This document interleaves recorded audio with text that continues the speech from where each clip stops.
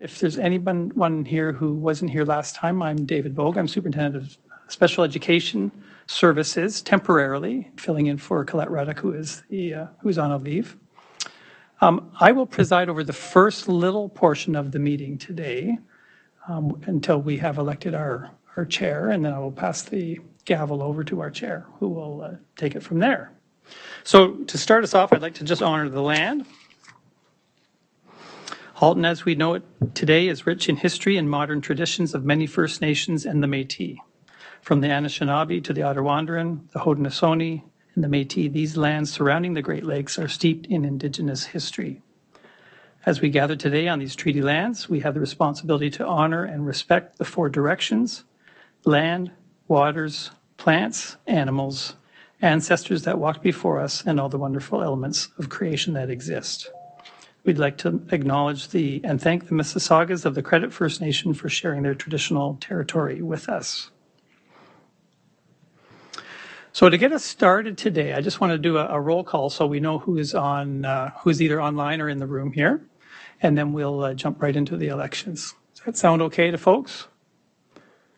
Actually, before we do that, I want to acknowledge we have our chair of the board here, Margot. Margot is what's it called? Ex officio. As chair of the board, Margot is a member of all the board committees. I am a guest. There's some technical name to that.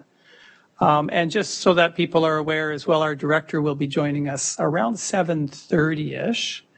He wanted to say a few words to SEAC as well, and he's going to pop in online. So when he arrives, wherever we are on the agenda, we'll give him a little bit of time. I think he just wants to say hello and acknowledge the great work that SEAC does.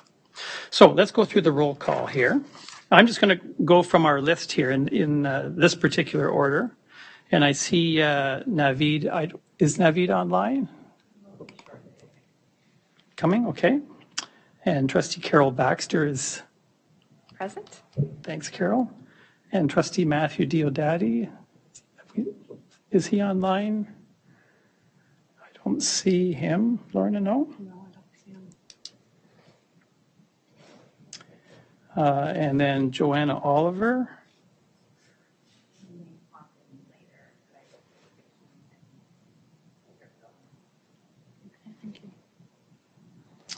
Okay, and then next we've got Kate Lambaker. Lambacker, yes. Lambacker. Thank you. Oh, there you are, Kate, thanks. And Sarika Kanithi. Yeah, present. Oh, there she is. And then Allison Brindle. Present. Thanks, Allison. And Diane Vandenbosch. I don't think I see Diane online or today. Nadia Torek. Present. Oh, Diane is here. Yeah, I see her. Oh, outstanding. Thanks, Nadia. And Evelyn Bursey. Hi there, present. Thanks, Evelyn. Melissa Dockeray.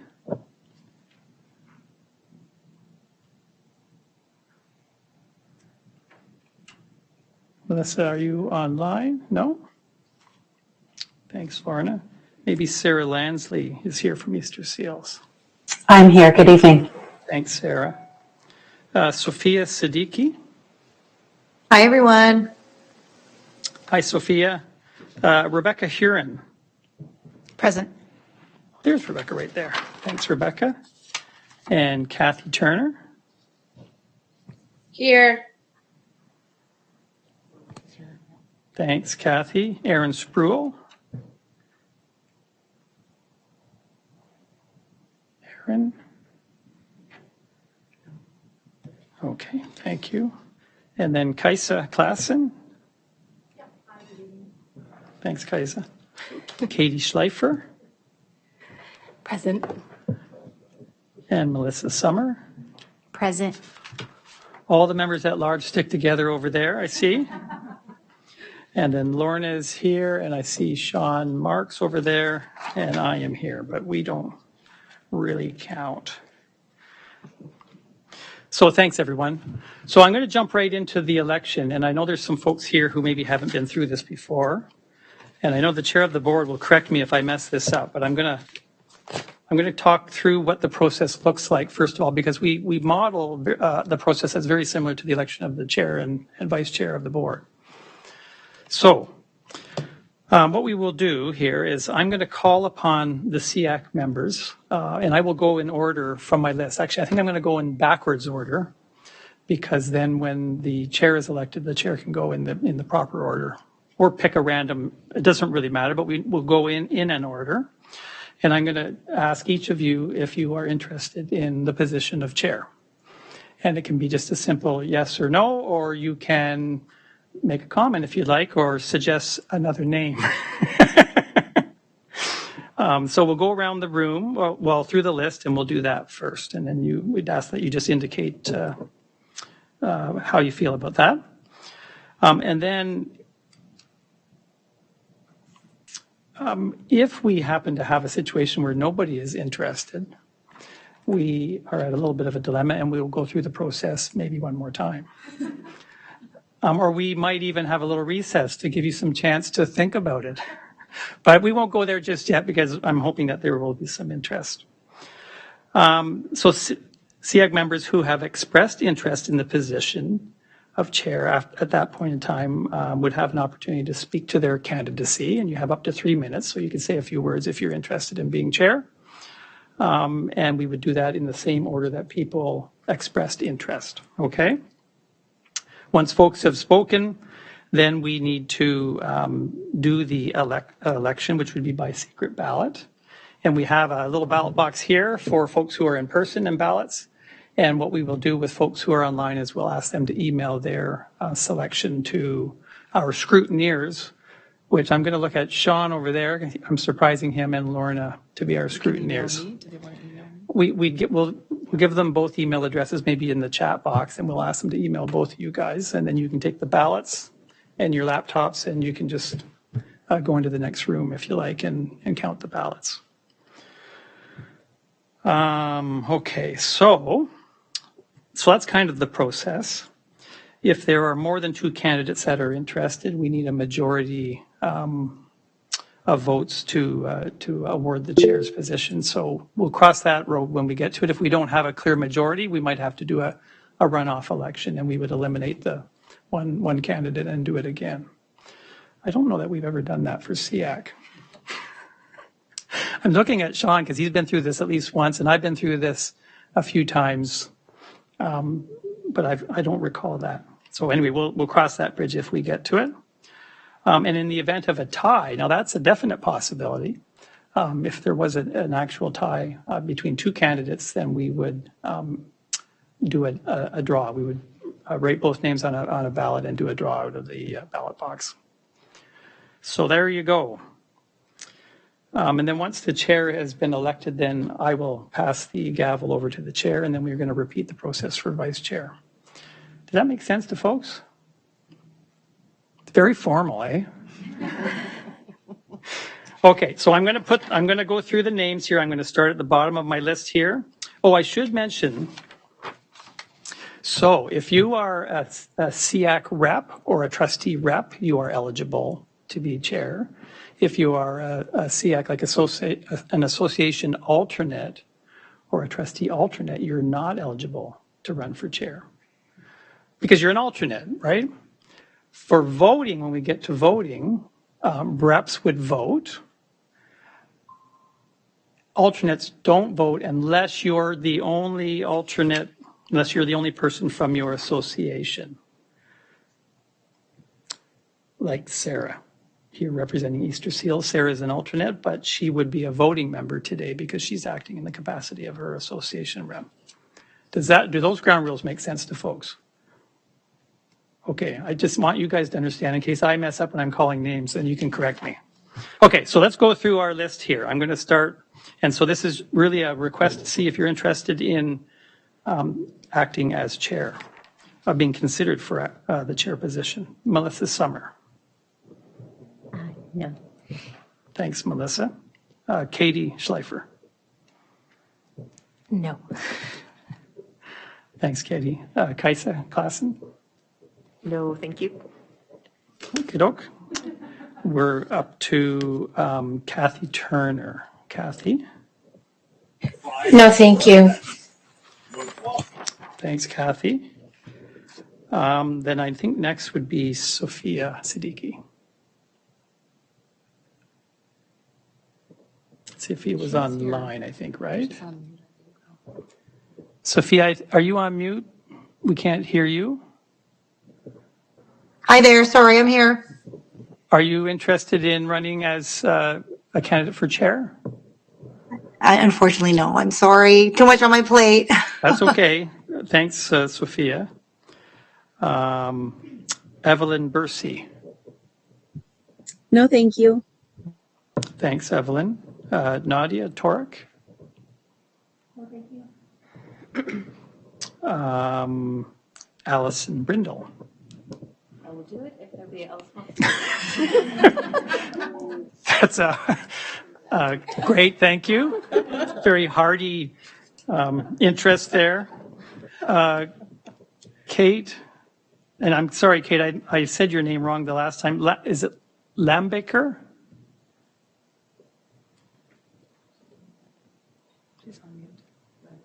Lambacher? Thanks, Shot. I think you might be on mute, Kate. Are you interested at all in the chair position? Apparently the space bar unmute was not working. I only if there is no one else who would do it, only because it's my I'm new to the to SEAC and I would rather observe. But backup, or if there's no one else, then I would be willing. So we have and sort of an interest. I think I'm looking at Allison.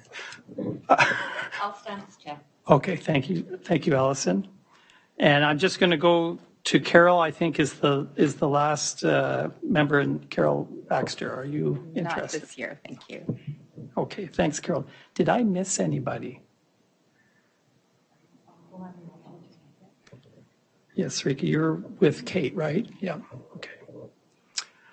Okay. Wow, I was really looking forward to an election. Allison, congratulations. You are our new SEAC chair. And thank you so much for putting your name forward. I was getting a little nervous there. Oh, yeah, Sarah, go ahead, please. No, I was trying to hit the applause button. Sorry, I hit the wrong button. Thanks, Sarah. So I'm going to turn things over to Allison.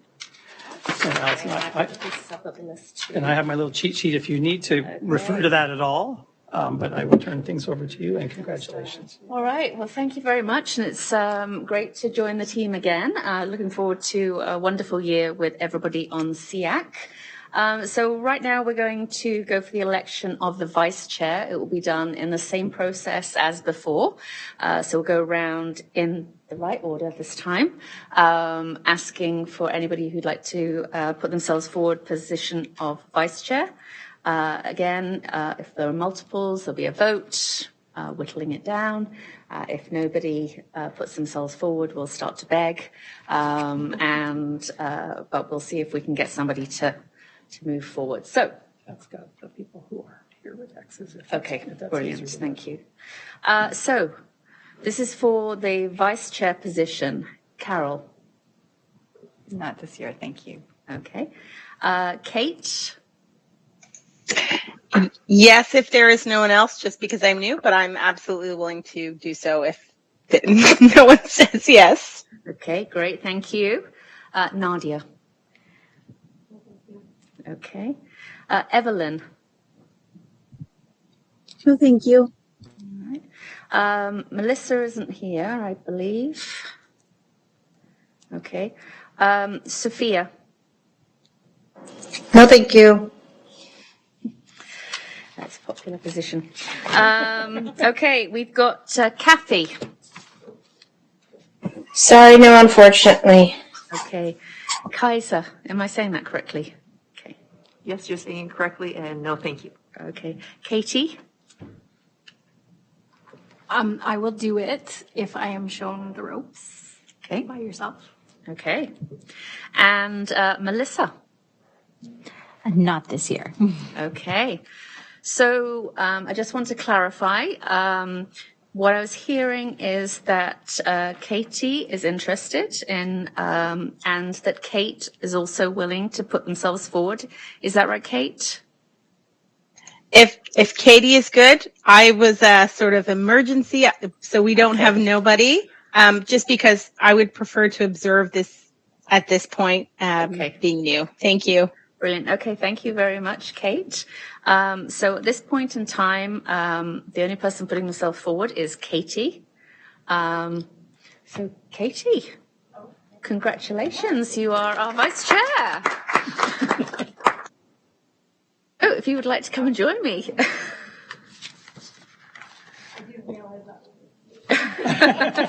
Yeah, I have to. Don't forget your name tag. Oh yeah, I forgot mine.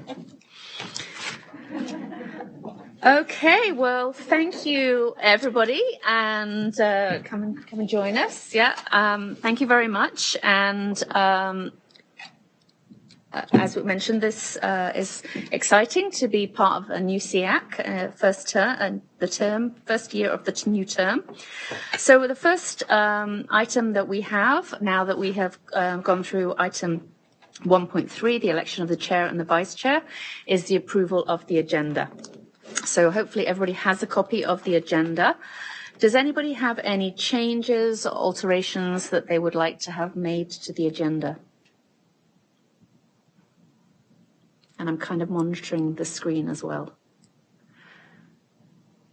Not seeing any. Would anybody like to motion approval of the agenda?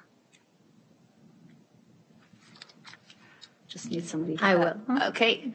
Carol, motion. Would you like to second? I'll second. So Melissa will second. Does anybody have any opposition to the agenda as it stands? None being seen, the agenda is approved as is. Item 1.5, the approval of the minutes from November 2022. Hopefully everybody received a copy and has reviewed those. Does anybody have any errors or omissions that they would like to point out?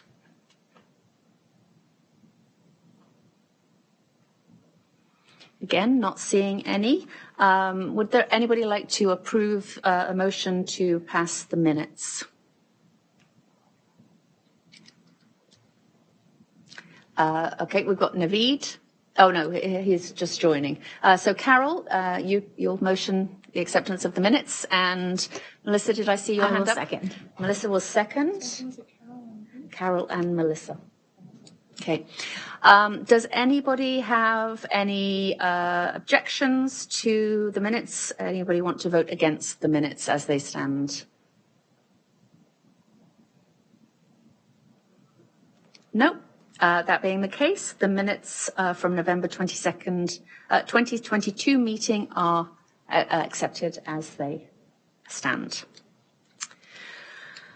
Okay, so we are on to the fun bit of the agenda. It's now the action items. And our first action item is a staff presentation by Sean, who's going to talk to us about the priorities of the special education services. As we identified at our last meetings, something we were looking forward to hearing about what are the priorities in special education. And so, Sean, I'm going to pass it over to you and let you take it away. Thank you very much. I'm going to share the presentation. I'm just looking to the back of the room to make sure we'll be okay with that.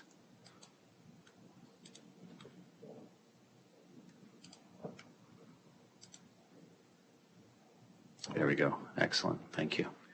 So thanks for the opportunity to present the special education services priorities. This is not a comprehensive list. We don't have enough time in the week to go through what all our priorities are. So this is just 4 of our top right now. We could have had a few more that are also our top. There's a large staff working on a number of priorities, a number of new initiatives, things, but this is a good beginning stage for SEAC to have a look at and to stimulate some thinking and some conversation. And at the end of the next phase of the action items, I believe, is what further items might you like to have brought to SEAC for more in-depth. And that includes the 4 that I'll be presenting now.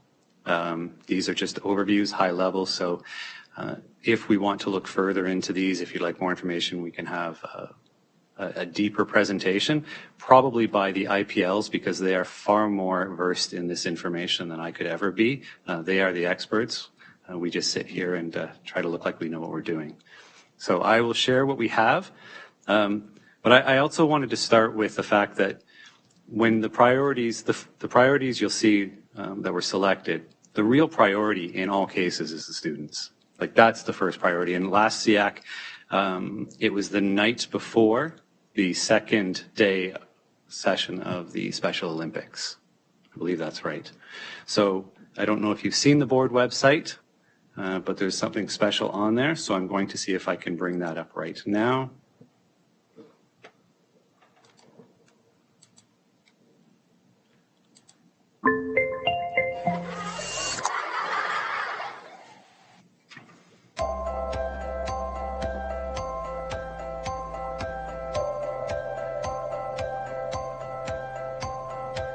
So today we are coming to the Milton Velodrome in partnership with Special Olympics Ontario. We are bringing students with special needs from across the board, from kindergarten to grade 8. We have about 170 students registered for today. We were absolutely blown away with the excitement and the willingness of teachers to bring their students. And so we actually have had to add a second day because we had such a great response. We have a number of fun activities planned for our students today. They will be taking part in activities such as bocce, curling, there is a dance station, there is bowling right behind me, and there is basketball. So a lot of different activities that all of our students can participate in. I think it's really important that we provide these opportunities to all students. So our neurotypical students have lots of opportunities, but our value and how much we care about students does not depend on their abilities or their differences. We want opportunities for everybody. At a day like today, we have the opportunity to connect teachers to each other for networking and talking to each other. We have the opportunity to create a bigger social circle for our students with special needs. We have an opportunity for them to express themselves athletically. A lot of our students have a lot of athletic ability that isn't necessarily captured in a school setting. And ultimately, our community gets to see how great and enthusiastic our students are, and they get to be included in something really meaningful. So being a partner with the HDSB is huge. They've been a huge supporter with us for years. The last event we ran was in 2019 pre-pandemic, so it's nice to be back here and run such a large event, not only this week, but in another week's time when we'll welcome a total of 300 athletes between the two events.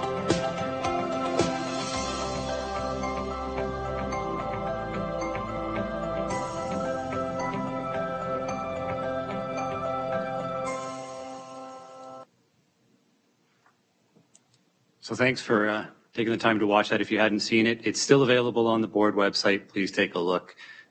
It was a great day, and it's something we hope to continue and increase the number of opportunities we have for all the students. So that sets the stage, reminding us that the priorities always will be the students. After that, there's the 4 areas that I'd like to take a look at today. One is the problem-solving pathway. Then we're going to take a look at structured reading, Aspen, and Community Pathways Program. So we have elementary and secondary represented here, and some of the projects that we're working on. So the problem-solving pathway, I presented last week the graphic that was more visual in terms of you could enter at different points, you could also return to certain points at different times depending on the success and how the strategies are being received by the students and the staff and the parents. This is more taken from the SPED plan, the way it's laid out, and you can see that on the board website. And I've reiterated the working together document. That's something I think as SEAC members, it's very important to highlight for parents when they contact you. It is on the board website. It lists all our information. You are listed there as well as associate members. So that's a key document for everyone to be aware of. There are 4 stages that are written out. I'm not going to go into all of them, and I'm not going to read these slides. What's really important about the problem-solving pathway and why it's a priority for us is The board and the way we operate is changing over time, and we're recognizing the need for interventions earlier, for the conversations earlier, and also the recognition that the needs of students right now have changed significantly post-pandemic. We're seeing things that we had not seen before, and it's also prompted us to be able to respond differently. So the problem-solving pathway has a tradition of being under the umbrella of special education. It's in the SPED plan, and it's a great starting point, but we're recognizing that there are additional needs, that the student is more than just their diagnosis, that the student has cultural backgrounds, has family backgrounds, has all sorts of components to them that need to be considered. And so as we learn more about how to serve students and understand their needs and fully understand the culturally responsive pedagogy around that, we're looking at the problem-solving pathway and how and at what stages we can support those aspects. So the problem-solving pathway is used by schools. It's used by teachers. It's also can be initiated by parents. And at that point, all sorts of conversations can happen, including conversations around what kinds of needs and supports are already happening at home, what kind of community interventions are there. So this first step can be, as I said last week, started by parents or by the school, and it's a conversation. It's a recognition that we need to have a conversation, and then we're going to see where we go from there, whether that's going to be further interventions, further understanding of why we're seeing some of what we're seeing. There's all sorts of factors. But the problem-solving pathway starts as a conversation, and it's an open conversation with questions, and we encourage parents to be part of this. If at any time anybody has any questions, I think it's best just to don't wait till the end. This is an informal presentation. If we have a need to go to something a little bit more specific, I can't see, so I don't know. We have a question from Catherine. Hi. So there's a lot of mention of teachers and parents, but what about students? So I have a child in high school now, and I am trying to encourage her to take more responsibility for interacting with the certs and considering what she needs in her IP and having a little more responsibility for her own needs. Where are the students in the process? Thanks for bringing that up. The students are absolutely involved in this, and they can present their concerns as well and have conversations with the certs. Obviously, that's going to be conditional on the student's ability, their age, but in high school, oftentimes the students can initiate the problem-solving pathway and access the resources. We certainly want student voice.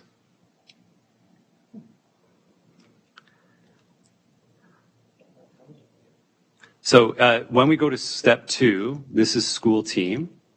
And you can see in the slide, this is where the school will have a conversation, the classroom teacher share some information. This is where we can also have conversations around other aspects of the child's profile, trying to look at the whole person approach. There may, from this, come further questions that need to be looked into, or a plan could be put in place, or specific strategies tried. But that's the next step. And that can happen several times. We can go back and forth between the conversations, strategies, and school team. However, if we see that this isn't making the gains that we want, or there's still struggles, or there's further need for additional supports or pathways, we can move to step 3. And step 3 is probably what most parents are familiar with, and that's the school resource team. That's SRT. And this is where we can have a number of resources around the table. Parents are invited. And certainly if a parent wishes an advocate there, that's something that we support. We want everyone to have a chance to feel as if the conversation is open and that the best needs of the student are put on the table and what we can do to support those needs. From there, we can go back to strategies, try things out, or we can move to a recommendation to go to IPRC, Identification Placement Review Committee. But I really want to highlight this step 3 because this step 3, even though the problem-solving pathway written this way reads as sequential 1, 2, 3, and they all seem to have the same size font. Step 3 really is one we can revisit over and over again. We really want to have a chance to try things. It's not an opportunity to say, here's a strategy, come back to the table. It didn't work after a week or 2 weeks. Sometimes, and I mean, you know your children and we know students, sometimes these things can take a long time. And what we look for are specific gains. So goals can be set at this. Are we seeing the movement? Is there developmental concerns that we want to see that maybe we have an opportunity in some time? The key is we don't want to rush and make decisions without the right information. And sometimes in working with students with specific profiles, those needs won't manifest or we can't see them clearly until we've done some work and given it some time. And patience is a very challenging aspect, but it's an important part of this. Yes, Melissa. Melissa. How frequently do these meetings occur to evaluate based on like progress that students or regression that may occur during this time? So the formal SRT, schools run those generally once a month. There's a scheduling need. Some of the staff you see on there will have multiple schools they visit. So in a month to get to those sites when you have 100 and some odd schools. But that doesn't mean the work of the SRT only happens once a month. It can be the review. It can sometimes take 2 months to come back to review, but that work is happening every day and the communication can happen every day. That's between the school, the parents and the student. And it would be as unique a situation as there are students. What's the student's needs? What are we looking for? What are the strategies in place and how often do we have to revisit those? So, but the formal is generally once a month. I really want to, yes. I could just see there that Director Ennis had joined. Is that correct? Yes, that's correct. Hello, Director Ennis. Would you like to join our SEAC meeting and say a few words? We were just getting into the problem-solving pathway. Sean was doing a great job explaining that to us. So, but I know you're a busy person. So would you like to take some time to address SEAC? Thank you so much. Good evening, everyone. And it's my pleasure to be with you. I wanted to say congratulations to all those who will be leading and serving in this capacity for the remainder of this year. I would just like to say that you are a very important partner to the work that we do. The Special Education Advisory Committee is one that serves a very important function in the work of the HDSB. We know that through our student census, that students with special education needs have a disproportionate experience with schools. And so that is something that we are working diligently on trying to resolve and working with our special education team now with Superintendent Bogue and with Superintendent Roddick. We are working with our entire team to make sure that we're providing the kind of programming, the kinds of supports, the kinds of modifications, the kinds of accommodations, everything that our students need in order for them to succeed. And so we know that we can only do this in partnership.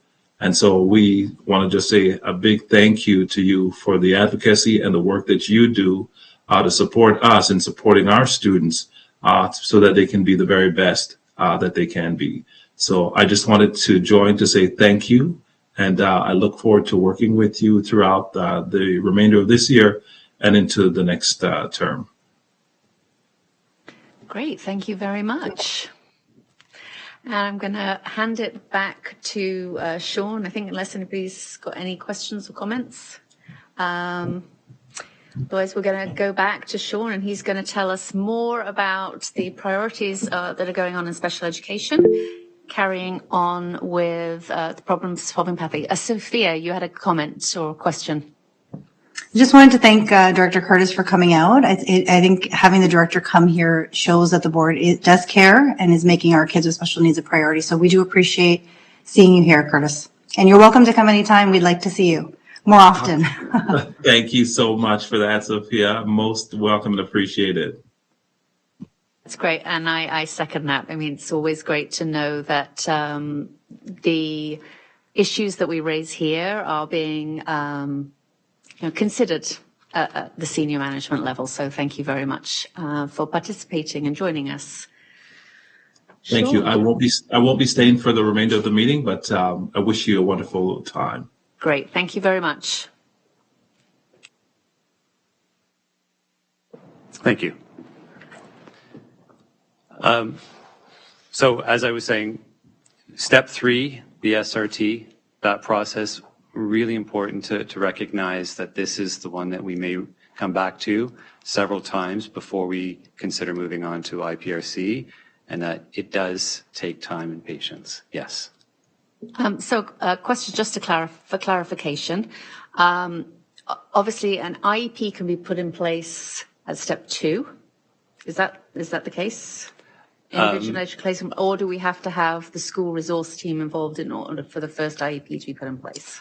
Our practice is to go to SRT to put the IEP in place. But a diagnosis psych is not needed for that. It's just everybody getting together to work out how best to support the student. Yes. Okay. Certainly those assessments help inform how we support a student. And we try to gather as much.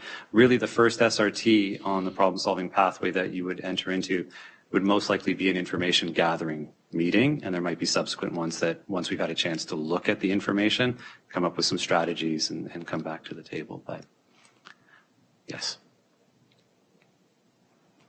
And then if it's recommended through the SRT, the student could be brought to IPRC. And IPRC can be, that's the Identification Placement Review Committee. I'm cognizant of making sure the acronyms aren't overused.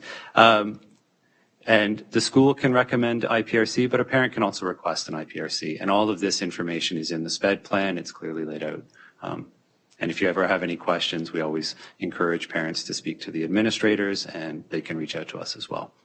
But this would be for a consideration of an identification and placement. So when an IPRC is conducted for a student, there always must be a decision around identification and placement.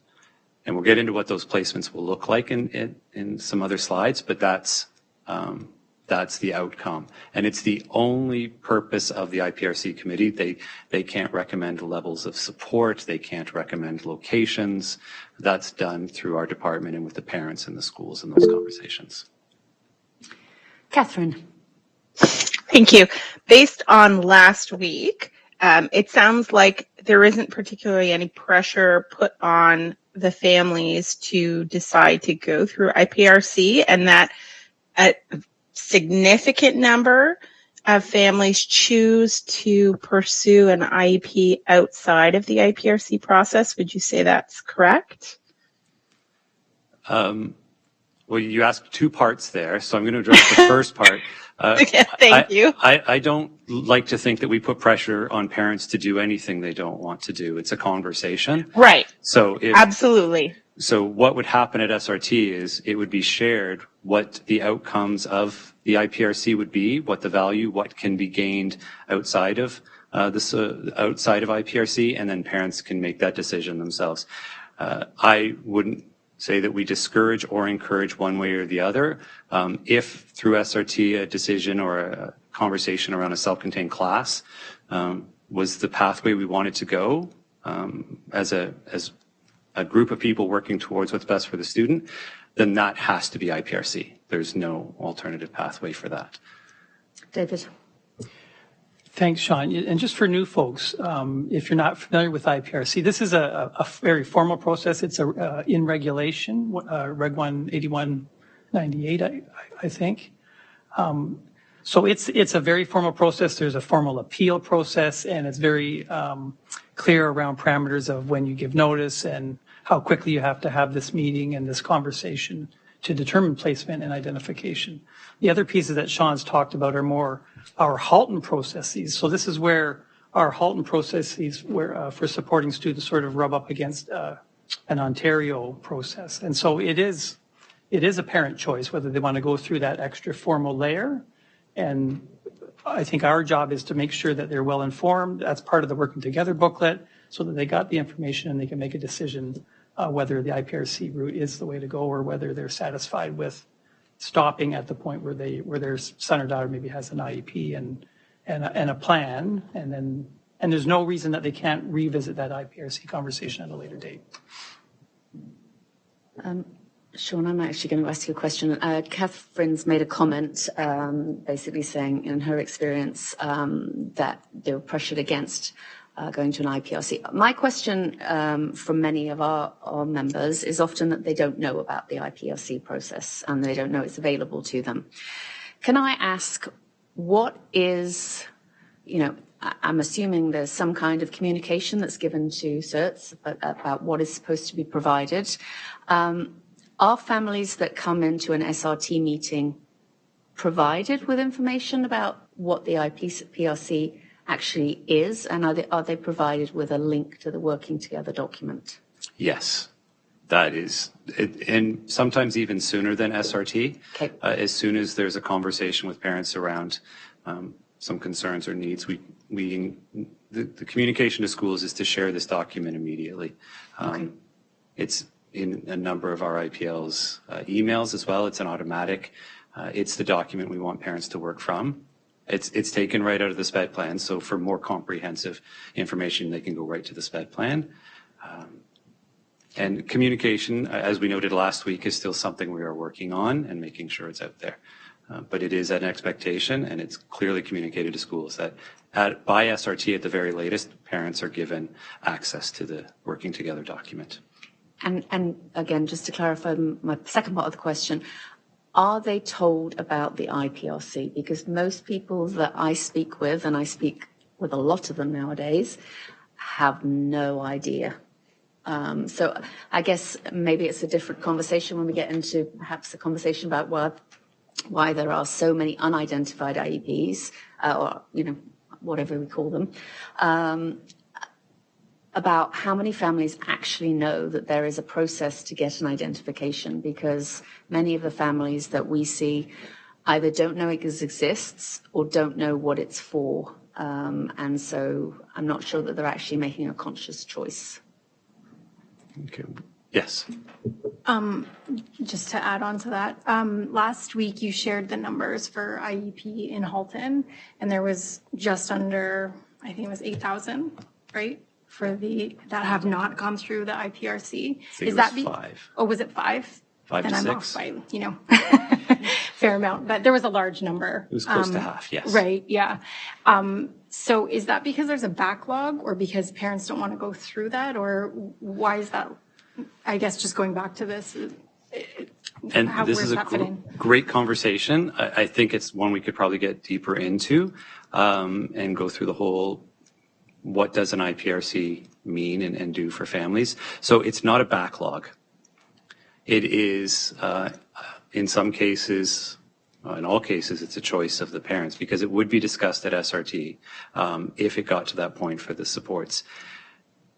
And perhaps Superintendent Bogue could speak to historical, because I haven't been around long enough to know, but historically access to service required IPRC. That changed a number of years ago, and we are able now under ministry regulations to provide a significant number of supports that we couldn't without having to go to IPRC. So outside of self-contained classes in Halton, we have a number of things that we can do, such as the IEP, access OT support, get SIA equipment, all of these things that now don't require it in order to support the students. So the whole process, the whole point of the problem-solving pathway is to determine what we can do to support the student and help remove and mitigate the barriers that are preventing them from accessing their learning. And if the IPRC is what we need to get to because all other measures haven't worked, then we will move to that. But if we've reached that and we've removed the barriers and we have things working, some parents are selecting not to go forward for different reasons. But there's no backlog, I can say that. Rebecca?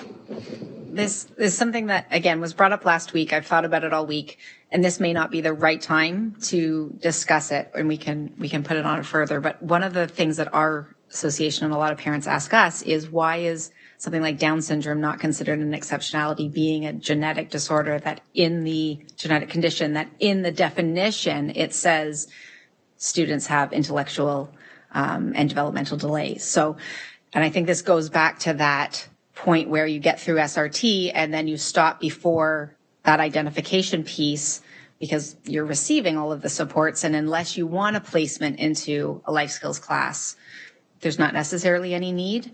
But what I'm struggling with is you have it or you don't. It's a genetic condition. Why is it not considered an exceptionality in our board? Well, I would say that it's not our board. It's not just our board, but in Ontario. We receive direction about what is an exceptionality from the ministry. So.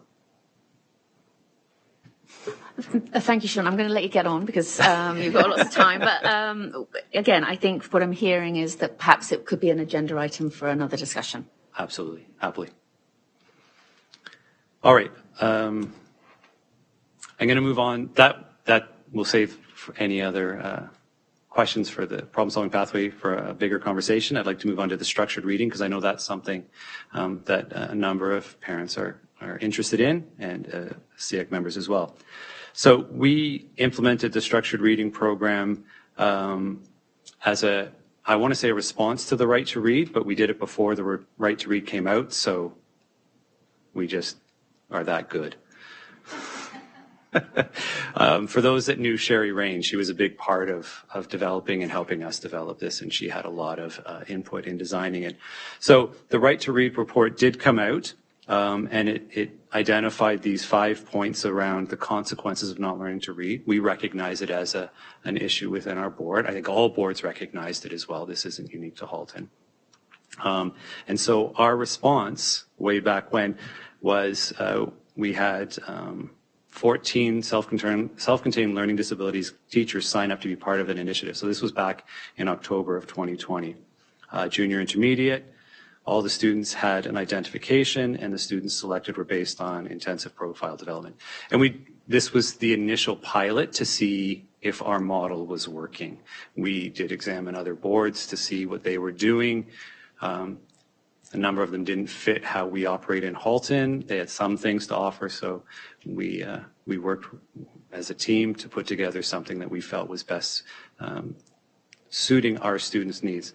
I will say we often have parents will give us names of certain programs that are really helpful, but those programs oftentimes require an entire year so that you start at the beginning and it's a sequential set of lessons. And if you miss a lesson, the program no longer has its efficacy.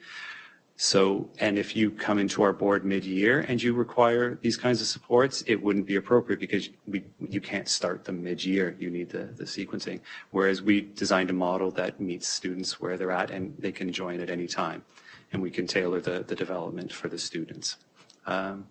So there is a video there. If you want to go back to there was a SEAC presentation that was done. It was the original one. The date is a little bit outdated, but the information is still valid, and the growth and the impact, it's impressive what was done.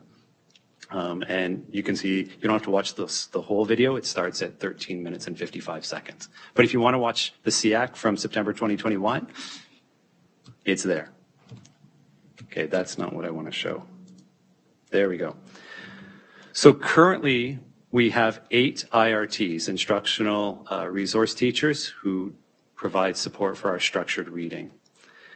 They are on a consultative role for the most part, where they work with our self-contained learning disabilities classroom teachers, our behavior resource class teachers, and CERTs. So every school in our board has contact through one of these 8 IRTs. And can provide consultative support. It is level 3, tier 3 support. It's not tier 1. And we'll get into the tiers to give you a sense of what that looks like. Currently, this year, we've been working to get all CERTs, having completed the 3-day Wilson training. All self-contained learning disability teachers, even the newest ones, have received this. All BRC teachers, and we are almost completed all CERTs. So that was the goal. This has been, when the title of this presentation is priorities, this has been a priority because we see the impact and we see the effect. So there's a lot of work being done behind the scenes to get our staff capacity up and to get the resources out to the students. So when I talk about the tier system, we work on 3 tiers, tier 1, 2, and 3. In special education, tier 3 is the general area for our domain, but we work with all other departments in the board for helping all students at the same time. It's just where the focus is. It's hard to read, I realize that. I can share this later, but the next slide will help because it breaks down the different tiers. So this is tier 1. This is whole classroom approach, classroom teacher, general concepts and skills, good teaching strategies, good pedagogy, differentiation, whole person approach, resources from school programs, a lot of school program supports in the schools. You'll hear things like LLI, you'll hear LRTs and IRTs that are from school programs helping out in schools as well. And they work on the Halton literacy model. Then we have tier 2, very similar to tier 1. This is kind of an area where it can cross over to both areas, tier 3 and tier 1. There's a little bit more involvement with some extra support to help the classroom level teaching, reinforcement of concept skills, some maybe specific things you'll see there, Flyleaf and Mesmer. These are programs that we have that teachers are trained in. So it's a little bit more intervention, but then when you get to tier 3, this is based on information we get from the WIFIS, the PAST and WADE. These are assessment tools that are used in our reading interventions. And we generally connect it to an IEP. For the most part, it's applicable, but sometimes it's not, and that's okay too. If the student needs the support and it's a tier 3 intervention, we can offer that. You'll see the delivery model is in small groups, sometimes in our LD classes and our behavior reading classes. Students with similar profiles, small groups can receive the same instruction. It's a very specific focus, and one of the things we're learning, well, not learning, but we're emphasizing is that although we use the term reading is really broken down into 2 areas. One is comprehension and the other is decoding. And we often find the programs we're working in tier 3 is the decoding. Comprehension is a different level of intervention. The Wilson program focuses on decoding. So you'll see things like phonemic awareness, decoding and encoding, those kinds of things. And then building capacity within the system through our CERTs and our teachers and the IRTs. Yes? So I have a question. If somebody was in the tier 3 level of support and was receiving, say, Wilson support, would there be alternate goals in the IEP that outline, progress that we're trying to achieve? How is feedback getting to the parents about how well they're doing? At this point, there's nothing in the IEP, and one of my priorities on the list is the IEP, so we'll be working through that. But the feedback comes through the classroom teacher. Even though our IRTs are working, it's the same process as in contact with the school. Our IRTs can share reports, the stages that the child's developing through to the next steps, those kinds of things. Those are conversations that can happen at SRTs or in case conferences, those kinds of things. So it's not an IEP-based alternative program, but it is shared and the information and progress are shared through reports.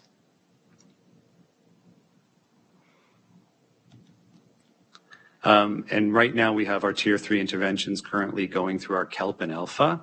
Now our KELP is our kindergarten early literacy and phonemic awareness program, and Alpha is our elementary and phonemic awareness program as well. So those are self-contained, 1 year for Alpha, grade 1, and KELP is kindergarten, so half time. And then you can see behavior resource class and our LD classes. And those are the materials that we're working with. So this is that we've attained the next phase of the implementation, and we still have more work to do with it, but we've expanded beyond just the LD classes, and we're seeing significant supports in schools happening. And you can see here, these are the main ones we use for our Tier 3, Lexia. Many of you remember Lexia probably if you had the experience with those. That's still in place. Dr. Kilpatrick, we equip for reading, and the Wilson Reading Program. And part of the right to read mandate was that boards are using recognized programs that are supported through science-based data. And we're completely compliant with that. Sophia, you have a question. Yeah, I just wanted to know, are these programs making it into the self-contained classrooms? Because I find, with life skills and that, they don't always have access to these programs. I've asked about Lexia and LLI. Wilson, I've sort of asked about that several times, and then, was told that, trainings happen, but the resources aren't in yet. So, we know that time is of the essence for our kiddos, right? And that, yes. I just find that sometimes, again, like the delay and, the trainings happen, but we don't have the books and, we can't do this, or those kids, they don't qualify for this program. So as a result, it's for example, it's February now, and my son's class, apparently they're waiting on the Wilson books still. So I find that there's amazing things, but especially the contained classrooms seem to miss out on some of these opportunities. I can say that is part of our next phase, is looking at all our self-contained classes, our life skills classes and our CPP programs specifically, and what the literacy model is going to look like for them. And there's been some significant work that's been done in the past, I want to say 8 months, around what programs fit and how those programs best suit the students with those profiles. In terms of materials, part of the issue, and I don't want it to sound as an excuse, but there is a massive distribution problem across North America for these materials. We are waiting months and months for these. And I can apologize, and I feel badly, because we have the intent and we put the order in nearly a year ago, and we are waiting for these. So, yeah, I hear you, because for sure we feel that across all boards. It's just that, if the teachers are trained, certainly you can use another resource, or, if you're talking about phonemic awareness or comprehension, you can use other things, use the strategies. I just find that for sure the contained classrooms miss out on many of these opportunities. And my other question was the IRTs, are they, I don't find a lot of specialists or resource teachers actually work with the self-contained classrooms. So what's the model for that, or is there a plan for that? Because I haven't seen any IRTs come in. Like a structured literacy reader would be great, because some of these teachers, some of them who have been teaching life skills for 20 plus years are really in need of a revamp of their literacy programs. So do they have access to these teachers, and how would we go about advocating for that or organizing that? Well, they have access, but it would be the same through the normal problem-solving pathway. If through an SRT there was something missing and that staff member was required, through the IPL or the principal could be brought in. This would be one where I'd ask for just a little bit of patience. We are working through everyone, and it's just simply a matter of time where it takes 3 days to get the Wilson training. We've had almost monthly opportunities. We can do 30 people at a time because the Wilson training requires formal trainers, and they're down in the States usually. This is where the program is coming from, so it's all virtual. But our goal is to get them, everyone trained in this that are supporting students with special education needs. So if there's specific needs for specific students, we certainly want to help. That's the primary goal. But as a system, we're consolidating and finalizing with the ones I've just mentioned, and then our next phase is CPP and life skills. Okay, thank you. We look forward to that. I can share that with our families. Okay, thanks. It is an exciting program. It's just in 30 years of education, I've never seen something have the same level of impact across the system. I'm very excited by this. And now to Aspen. Aspen is the new IEP engine. I'm not going to belabor this because I think I'm close to my time limit, but you will have seen, and if you haven't, they'll be coming home soon, the new IEPs with report cards. They have a very distinct look. They're new. Aspen is a new software provider.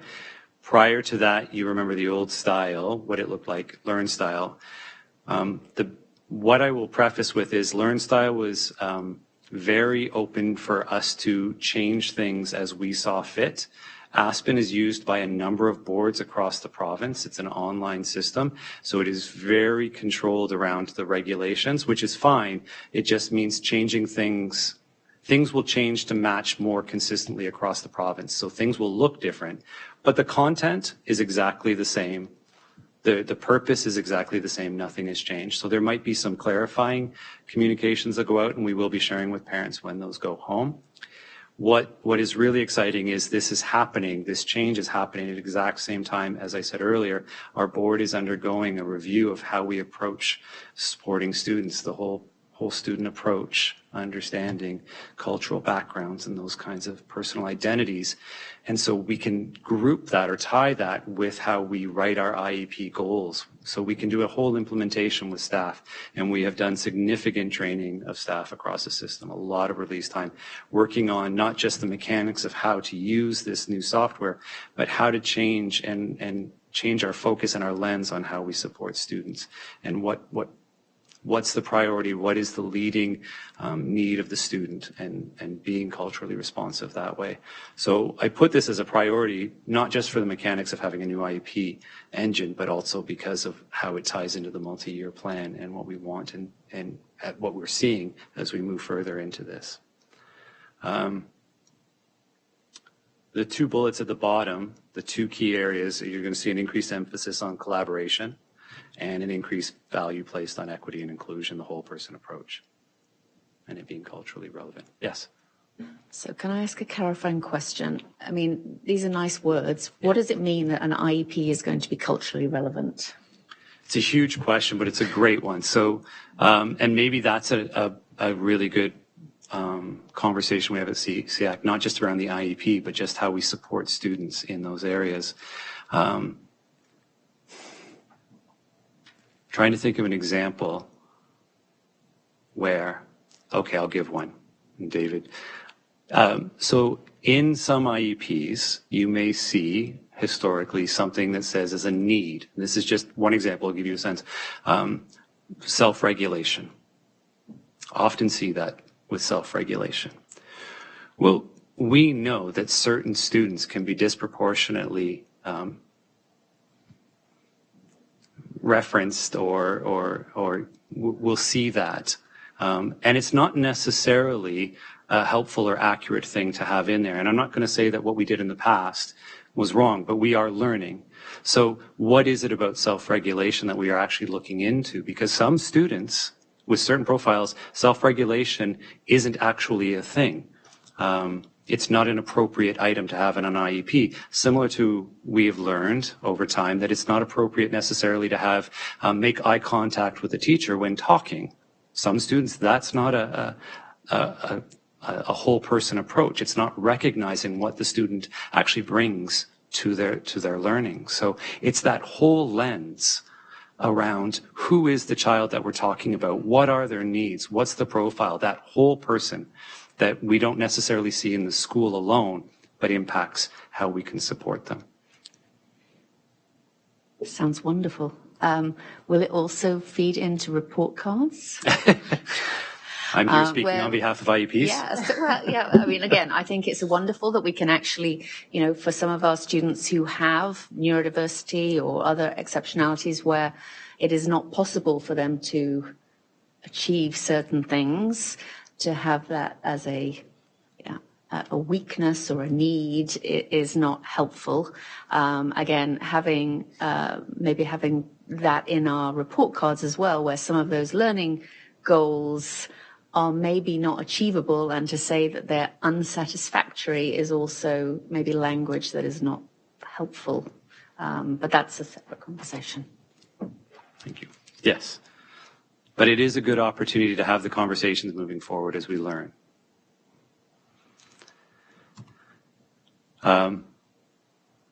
We're still focusing on the multi-year plan, language that prioritizes strengths and potential, equity inclusion, parent-student input, asset-based lens. That's been a big growth movement in the last 5 to 7 years that I can see a real focus on asset-based language. Was there a hand that went up?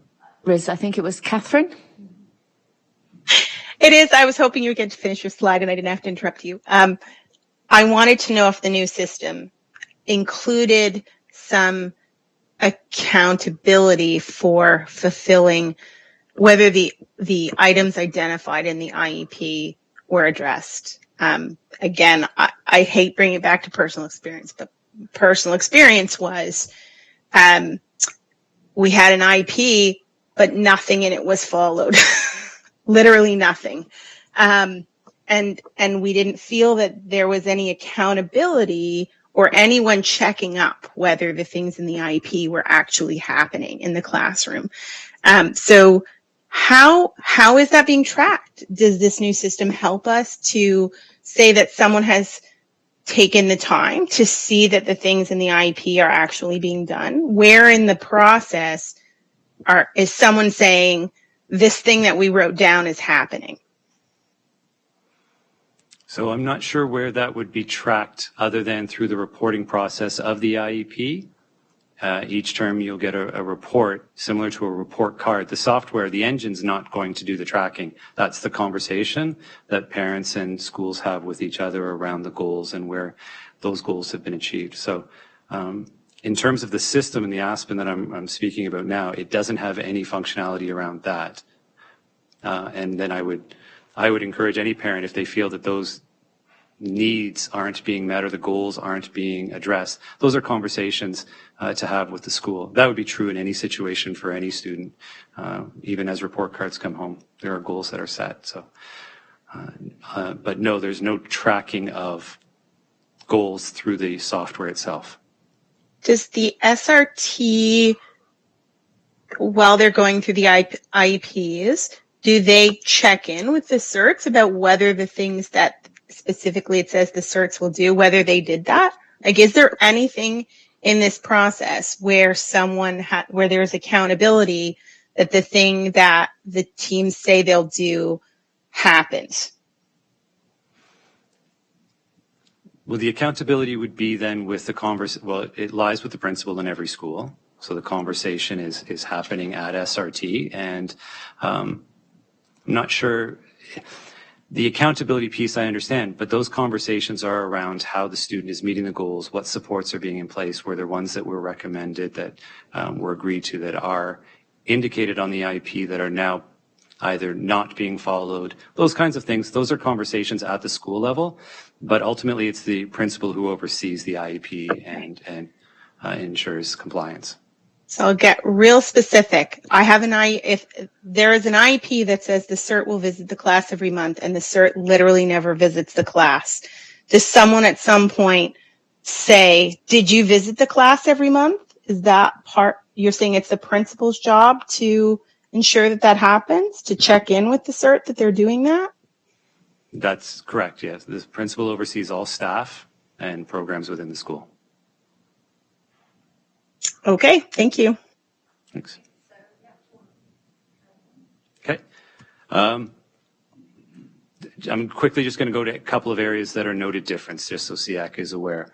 In the old the old IEP engine, everybody who was on the development of the IEP was listed. That's not a function that works in Aspen anymore.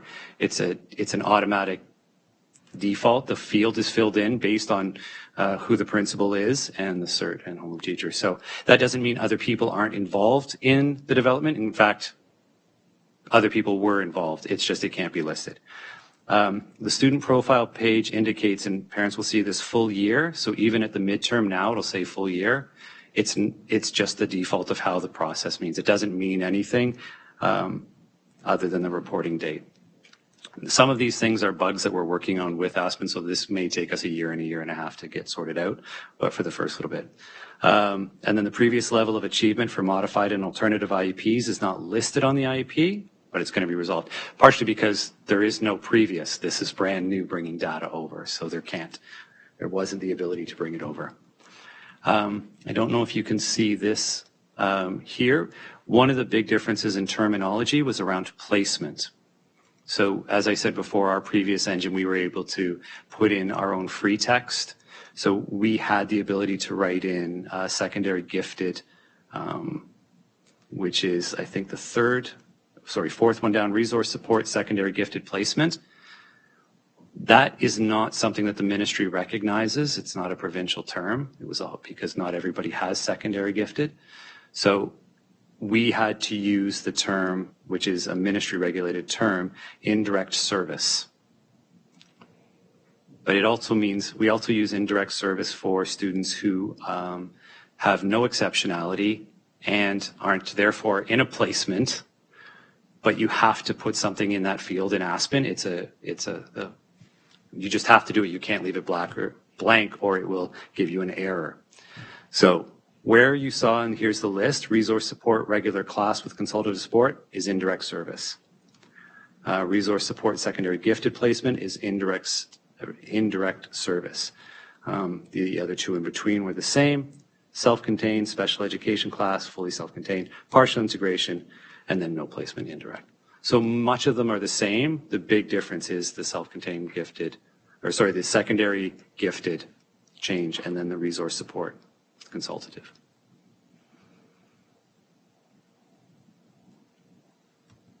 Okay.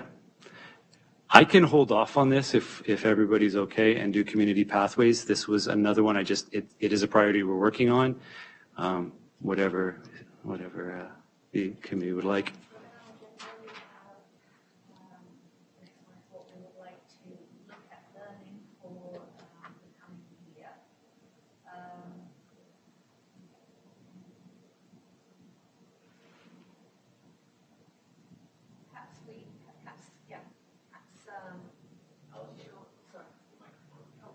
Sorry, my apologies to everybody. So perhaps if everybody is in agreement, we will leave the CPP program and have Sean present on that at another time, the view, to give us an opportunity to have a brief discussion about what things would we like to see come to SEAC as informational things that we can get learning from. We've already identified a couple of things today. I can see we talked about making IEPs in our special education process more culturally relevant.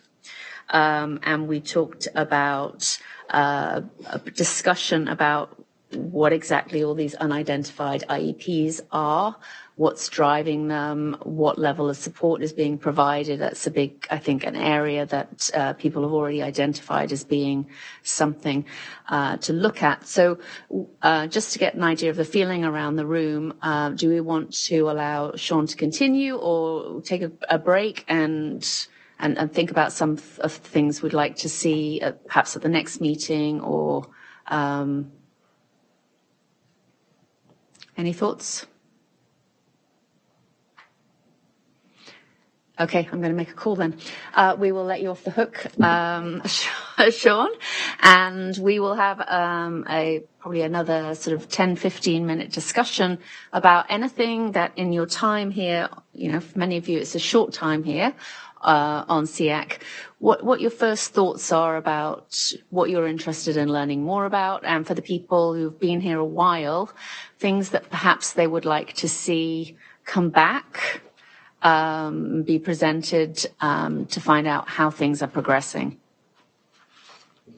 Anybody have any thoughts to add to the conversation?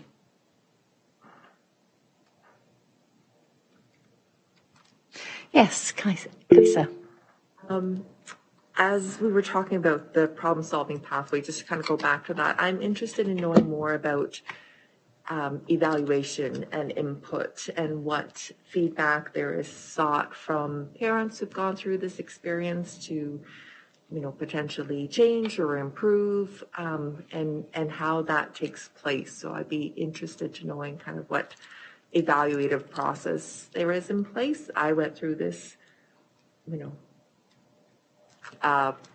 10, 12 years ago, something like that. So just want to know kind of what the process is to have that reflective practice in place to look for areas where there can be improvements. So I'd be interested to know more about that. So you're kind of more like an evaluation of the process. Yeah. Is it working? Is it meeting people's needs? And what is it? What is it that actually happens to make sure that there are constant improvements happening? Okay, great. One thing that came up today, which I'd really like to hear a little bit about, is we talked about student-initiated support seeking. How common is that, and how do we get our youth to engage in that, bearing in mind that we recognize that particularly for those late teens, mental health and some of these other struggles are so massive, and it may not be something they necessarily feel comfortable even sharing with their parents. So how do we, what supports can we put in place, and what is that process to get supports in place for them if they self-identify? Be kind of interested in that. Rebecca. I would be interested in just what are the placement options for families, whether it's communication, classes. I work for a different board, so I know every board has different kind of options and avenues, and what our life skills classes are and when they start. We have a lot of families that just don't know what their options are when they come into kindergarten. If they don't necessarily have a child that is successful in mainstream, they don't really know what their options are. Catherine. Thanks. I put this in the chat, but I would really like to see a session where we understand the board's approach to trauma-informed teaching. And I think that connects with the sort of culturally aware teaching we were talking about earlier, because a lot of children with exceptionalities have school trauma. I mean, maybe I'm exaggerating, but I certainly know quite a few personally, not just my own, children who have various kinds of neurodiversities or other exceptionalities who then have the added baggage of various kinds of school trauma. And I would really like to see how that's being addressed, because it does impact long-term learning of our students. Great. Any more thoughts? Yeah, Melissa. I just had a quick question, I guess, with regards to the IEPs and their process. Considering we have a increase in different language speakers, do we have the option for translation for some of those parents? Because some of that terminology might not directly be translatable into the language for these parents. And I just remember looking at that we had quite a number of deaf and blind. Is there also the option for like Braille and such for those families to be able to access some of this information as well? Yeah, great. Accessibility issues. Yeah. Another thing that has been at the table before, but it's been a while, is EA allocation. I'm sure that's a big one on people's minds.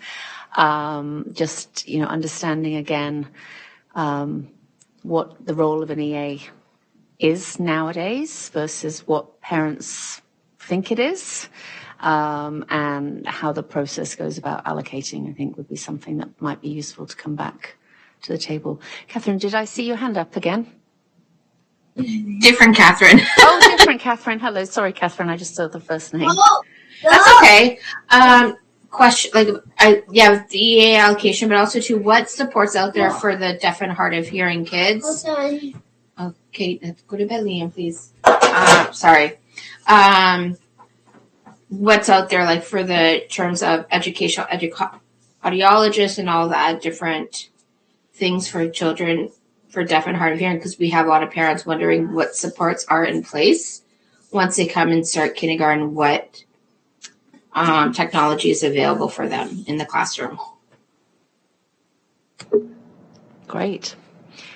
Any other thoughts? Yeah, Melissa. I work for another board as well, so I do see a common issue where there needs to be maybe some clarification on the job class difference between an EA and an ECE, as those roles are very significantly different, and offer different supports. So I feel that when I've had to engage with families, they don't know the difference. And because it's a newer role that's been brought into kindergarten, I have heard from some parents that because there's a difference in the approach and practices, that there has been interest in having ECs brought forward to like the primary grades 1 and 2 to help support with the reading and literacy concerns that have come up due to the pandemic. So just more clarification on and how can those ECAs be used potentially in the school system otherwise? Yep. Okay. Did I see somebody else's? There was a comment that I didn't see. Could you see who the comment was from, Lorna? I think it was Catherine, but then she... Was it? Oh. Evelyn? Evelyn. Okay. Evelyn, I've lost the ability to see your chat, but you mentioned something. Hi. Yes, hi. I had just asked in terms of the themes this evening as representation from community living, but particularly the early learning resourcing program that we work collaboratively with. We're often trying to ensure we're up to date with relevant resources, information, advocacy pieces for families going from preschool into kindergarten. And if there's anything that we could be more up to date on, sharing with families aside from what we already have, that would be something of interest. And secondly, I just wanted to say to the presentation, it was wonderful. And thank you for the slide deck of information. It was really helpful to walk through that and get some context. There was a term that was capitalized, whole person approach. It was near the end where they talked about culturally relative language in the IEP. And just curious about that approach. If at some point that was going to be dabbled in, I would be curious to hear more. Just some thoughts on those interests going forward. Thank you. Great. Any more thoughts? This is wonderful. It's always good to have a long list of things that we can pull on because things will come up that we need to discuss. But really, it's about finding out what our community would like us to learn and what we can offer guidance on. So, if anybody has any other thoughts, again, we've heard some of the priorities. You said there were lots of other things. I'm sure we can have the discussion, Katie and myself and David or Colette, whoever it is, with Lorna, about any other things that would be useful to come in front of the board. One thing I would be interested again to learn is what the professional development is going to be. Like, is it set, and how does that work in terms of professional development related to special education for regular classroom teachers, or what is planned for them? How does that work, and making sure that the classroom teacher has access to information, say, about ADHD or executive functioning issues and other things like that. So training would be one as well. Yes, Kaisa. Just to piggyback on a couple of things that you just mentioned, which was great, is that professional development for classroom teachers and also the connection with mental health. And so that, I was just undergoing some training myself and looking at, ensuring that we're not just sort of chalking up a difficulty, well, this child has autism and this is part of their autism, when in fact it may be a mental health issue that's happening, and, the ability to ensure that we have mental health supports for children with those exceptionalities as well. And then with the whole family approach too, looking at, whole person approach, looking at a whole family approach, and where, as opposed to looking at the whole student, looking at the family is kind of a package deal, and where do we stand with that? Was just something that I thought of. Evelyn. Sorry, I got a little bit happy there with my emojis. I wanted to just give a round of applause for that comment. Thank you. Great. again, another thing, and maybe it falls under the culturally relevant, but really looking at perhaps some of the data around people of racialized backgrounds, marginalized backgrounds, and really getting an understanding as a group of the intersectionality of having a disability and being from some of those other cultural groups, and really understanding what the experience is like, whatever data there is, or you're obviously starting that work and building on that, but anything we can learn to provide whatever guidance we can would be useful. I'm going to go to Nadia.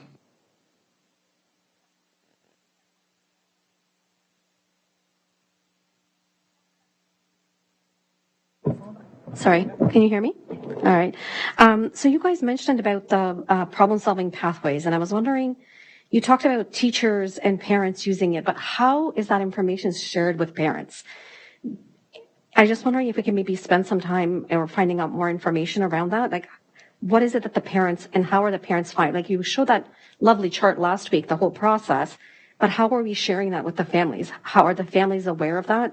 I'm even wondering, when we do transitions to school with kindergarten kids, how is that information being shared with the families? Because it's not brought up in the meetings. I'm just wondering if we can maybe spend some time or get some more information around that. Sophia, you raised a hand.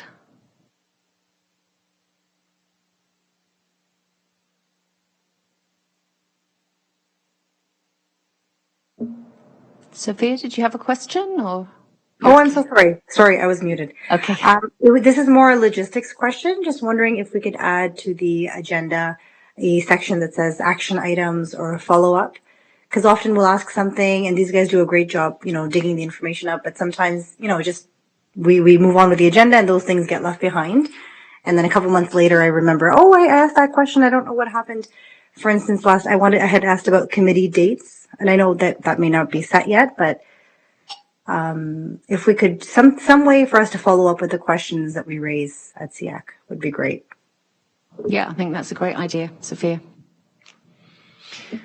Any other thoughts? I say we've got a complete page and a bit full of ideas, which is wonderful, of things that we want to kind of dig into. So if everybody is okay, we can move on to the next agenda item,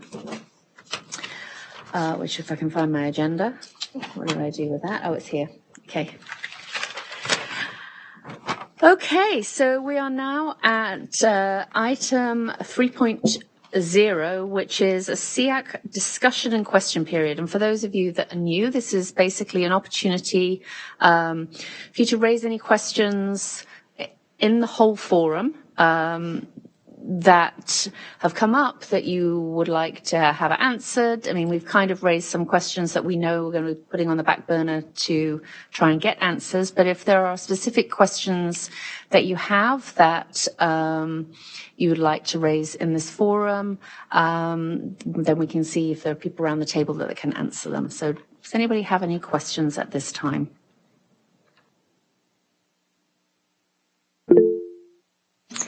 Catherine. I feel like I asked too many questions. I put this in the chat, but does the board track stats for external referrals like Erin Oak, and what the wait times are?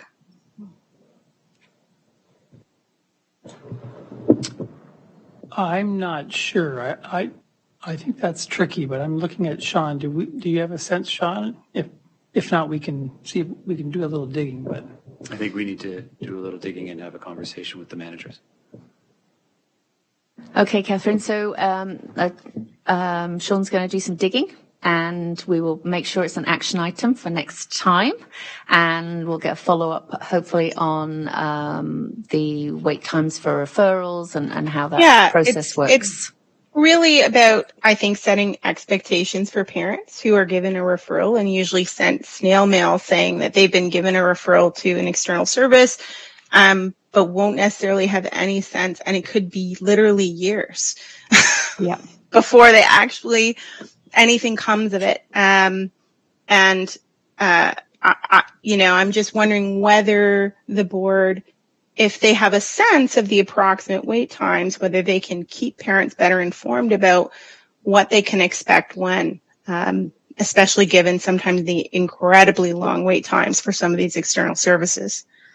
Yep. Okay, that sounds great. So we'll have that on the list for next time. Anybody have any other questions? I don't have a question. This is discussion period as well. Yeah. I was asked to share some feedback about the multi-sport day. Is this the appropriate time? Yeah. Okay. So overall, I heard that it was fantastic, and obviously a second day was added, so it was lovely. Some feedback for next time. I don't know, Sean, I'm just looking at you. I don't know if this actually goes to you. If in future it could be considered to do it by area, like all of Burlington, all of Oakville, all of Acton, because I understand buses and trying to coordinate busing was a huge issue. Also some of the students have a nurse who visits them. It might not be a nurse in the school all day, but they visit them for feedings or what have. And that nurse needs to travel among all the schools. So if there was students from Milton who were going with Burlington, who were going wherever, that nurse wasn't able to leave the students who might not be participating that day and go up to Milton to feed the kids. So then it complicated kind of the involvement of children.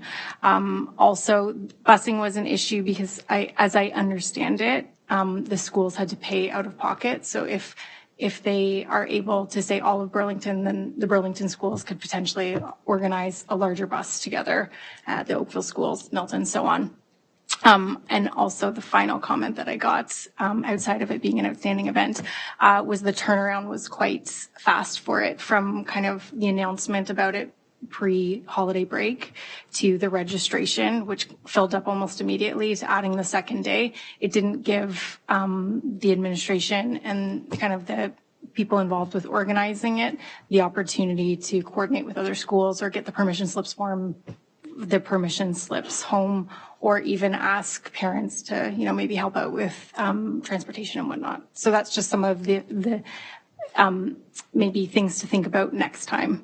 But overall, an amazing event, and also loved that it was not restricted to certain grades, because the Special Olympics is grade 3 and above. And so some of the little guys could head to this one, and that was really loved by all. So yeah, that's the feedback I've heard. Can I respond? So, no, thank you for that.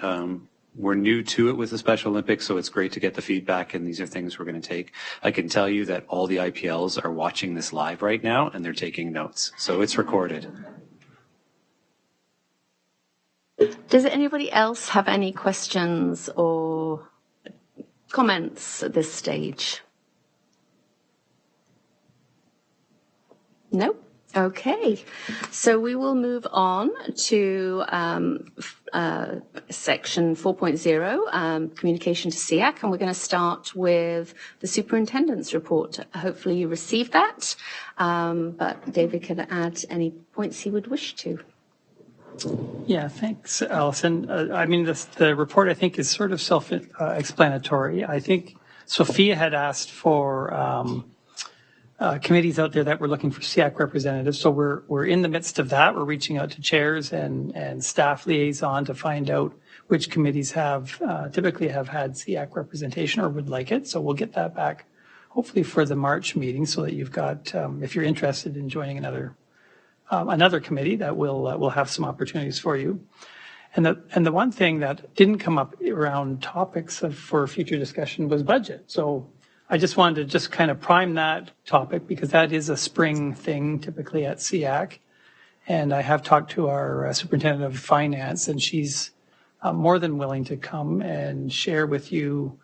And so one of the questions that she had was, what would SEAC like to see? And I can give you a couple of examples. Like in the past, sometimes she's walked through and done the entire budget presentation, which is like pretty overwhelming and huge, but it gives you the full picture of the board budget.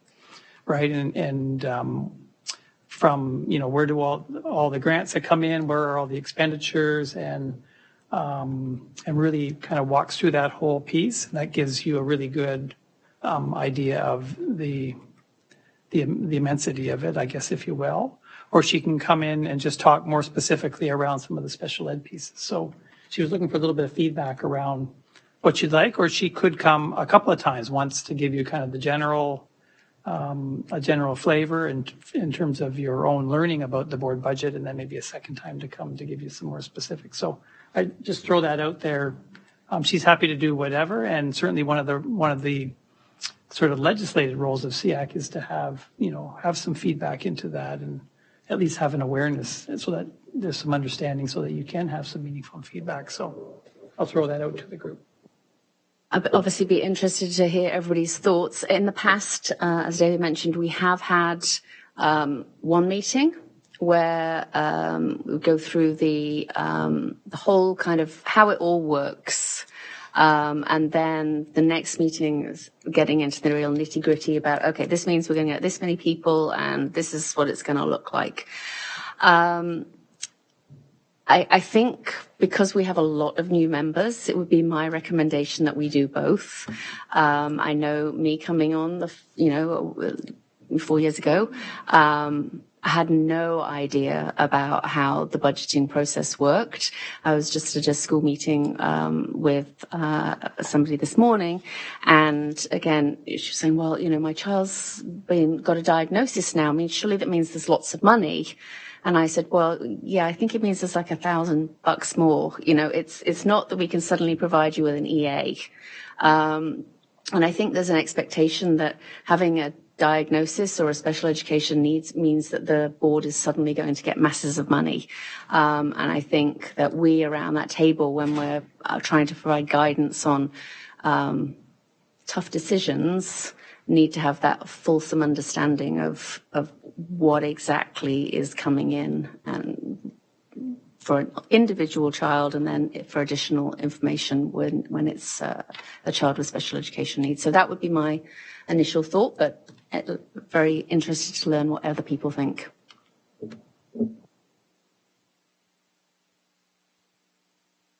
Katie? I agree. That's what I would like. Okay, just seeing the kind of nods around the table. I can't see, obviously, everybody online. But if we could maybe feedback to Roxana that we'd like to see a couple of presentations, just really get an understanding of how the budget process worked, that would be great.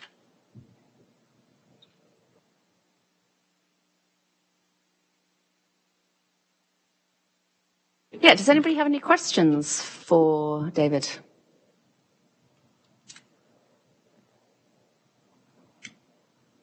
No? Okay.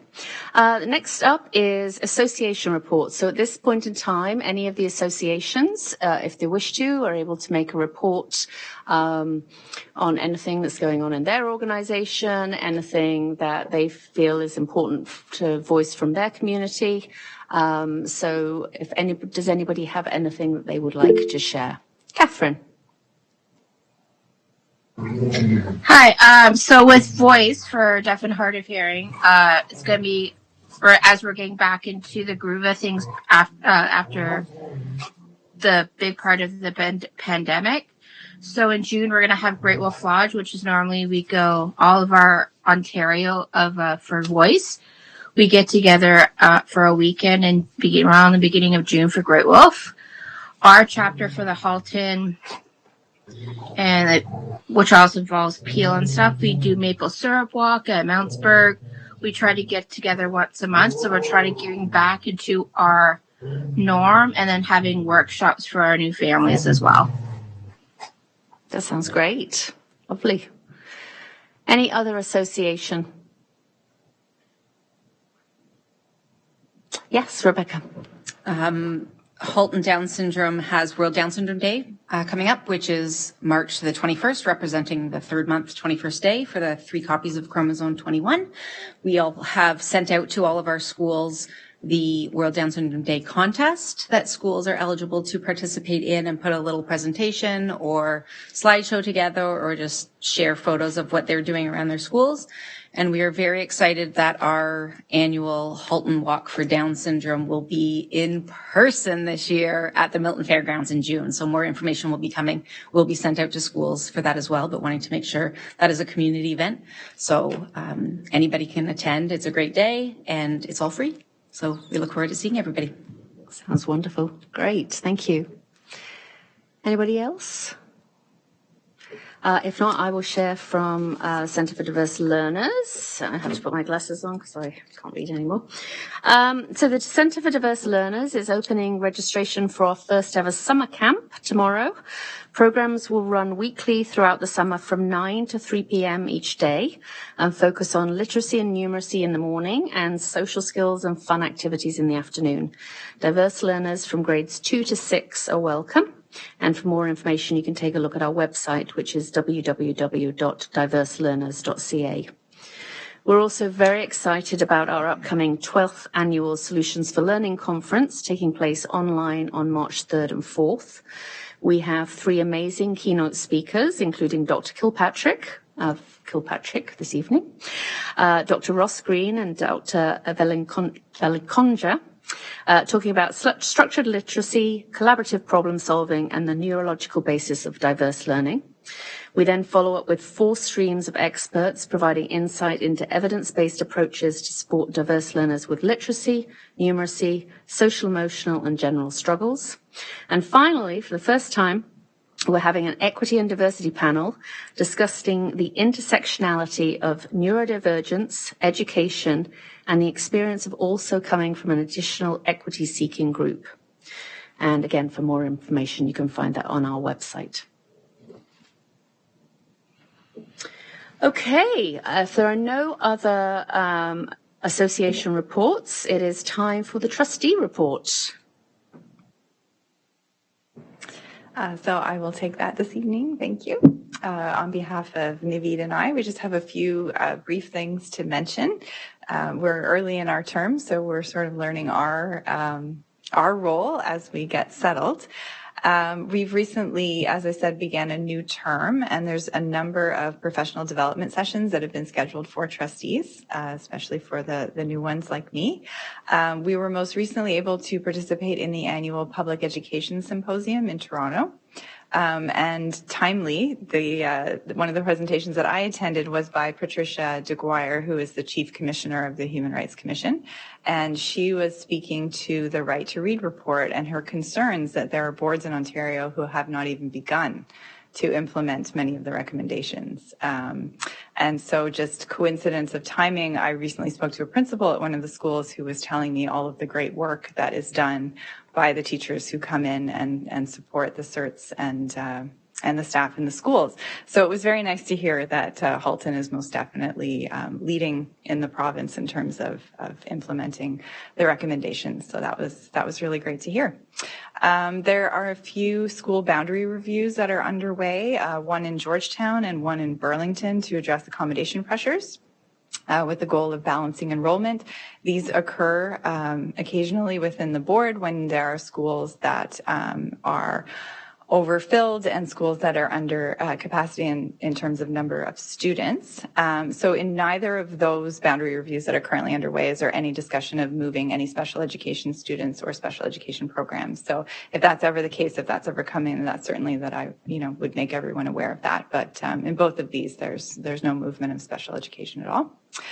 There is another review planned for this spring for the Northeast Oakville schools. And I will make sure that this report is attached to our minutes. And in there's a link to the board website that shows all the boundary reviews that have been conducted. Those are currently underway and those that are planned for the future. So you can take a look if there's any particular areas of concern.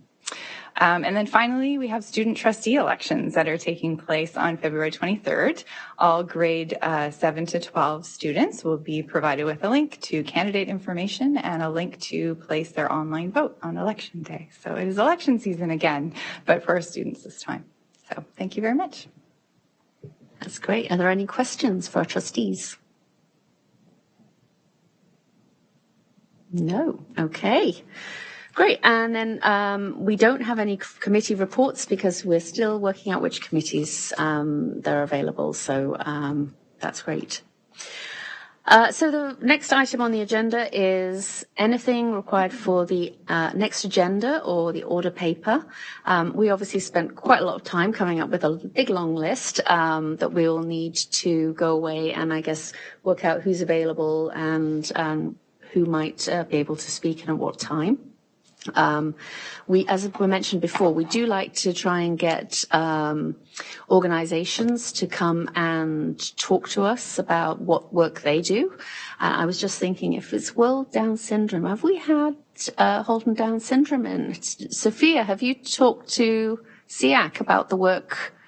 We did, I think, a couple years ago, but we'd be happy to present something maybe in March for World Down Syndrome Day. That one might be a great, segue and making sure that it remains forefront in everybody's mind to have. Absolutely. Yeah, that would be great. And then we can work the agenda around that as well. Perfect. And actually, we do ask every year for the board to sort of plug our contest as well. So I don't know if you have communication going out to staff, but our poster contest, we usually have lots of schools participating. But it'd be great if the board could share that as well. I could maybe share that with Lorna or let me know. Yeah, so if you want to share that with Lorna, Lorna will make sure that gets out for you. Awesome. Thank you. Great. Does anybody have anything else at this point? No? Well, it is 8:45 and we are at the end of our agenda, so I will adjourn. Thank you everybody for attending and look forward to seeing you